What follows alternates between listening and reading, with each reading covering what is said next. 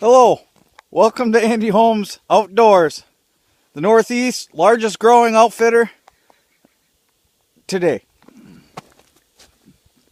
Today, we're going to show you how to catch Lake Black crappies here.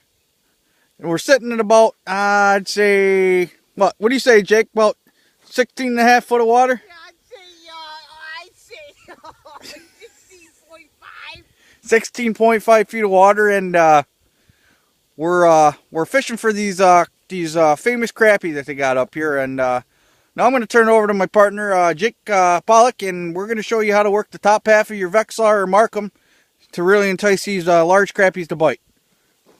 And also, one more thing, I got this very large walleye in the first part of episode 1 here. I'm going to show you again. I also picked up a nice 10.5-inch crappie, and you can see how much bigger it looks than Jake's 9.25. But I'll show you that quick, and then we'll get to the top half of that graft there. Oh boy, look at that. All right, Jake, I'm going to turn it over to you now. Oh yeah, I'm going to show you a few things about the next thing. If there was one thing that I didn't know about the first thing, it was the second. And I'm going to tell you one thing about this.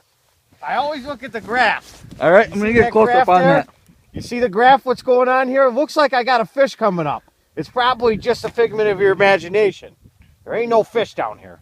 Here we go. This is a big one too, probably.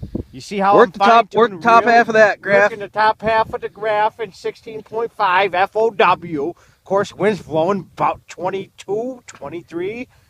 Temp 35 below or so. All right, no, let's focus on the fish here, so we can pull one in and show them. You know, I'm just getting ready to fine-tune the fine-tune, if you will. And I've caught a few fine-tunes in my day. And that's not tuna fish, ladies and gentlemen. This is one of the things that I want to show you here is how to fine-tune this graph. When you're sitting down here, you'll notice you got an IR right there. That stands for interracial. In case you wanted fish with black people, that usually works. I'm not sure. Zoom. You can zoom in and do whatever you want. You got to hook them left and right. If you hook them left, you're not going to hook them the right way. So that's why I always hook the right. I don't hook the left because of that reason. If you start hooking right, you start getting a little confused. So I'm going to show you how to jig this top half of this water column, ladies and gentlemen, okay?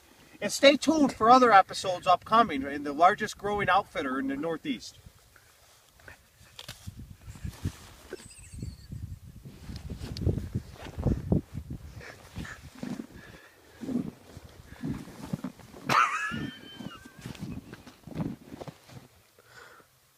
And you see how I did that? I was just fine-tuning the fine-tune right there.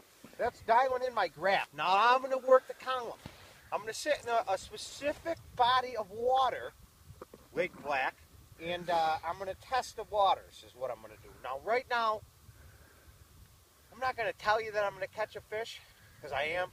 If you take a look at Season 1, Episode 1, you'll notice that big old walleye I caught this morning. I caught. I don't know why he's quick to say that. Let's get back with the show, though, huh? All right, ladies and gents, we're gonna give him about another 30 seconds or so to prove himself that he's worthy of being on the show. And if he can't jig something up, you probably aren't gonna see him again. So gonna turn it over to Jake again. No pressure.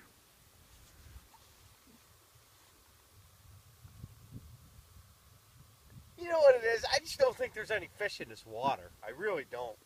I don't think there's any fish in this body of water. I mean, I'm not catching anything on these automatics, which is a telltale sign there's no fish. I'm not catching anything anywhere, in any water column, anything. You know, it's just one of them things.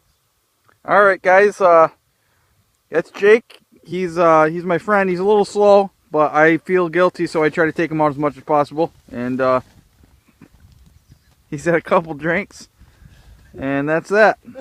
All right, see you soon.